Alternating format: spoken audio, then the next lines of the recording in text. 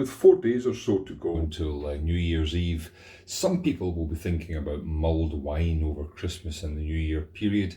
And this wine, a Malbec from the Uco Valley in Argentina, the Graffigna 2019 Malbec, has been on my tasting bench for a few weeks, but they've just sent me through a recipe for using this wine for a mulled wine, suggesting it's particularly suitable for mulled wine. So I thought it was quite a nice thing to include. It's £9 from Sainsbury's.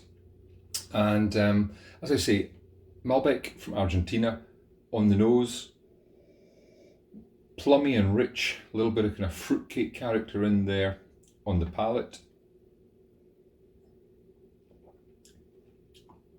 Sweet fruit, quite a lot of kind of chocolatey character to this. A little bit of the florals that Malbec sometimes gives just starts to come through on the aroma.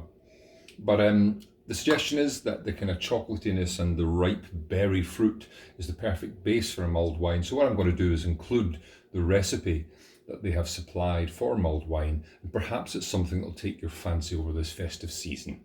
This is the Graffigna Malbec 2019.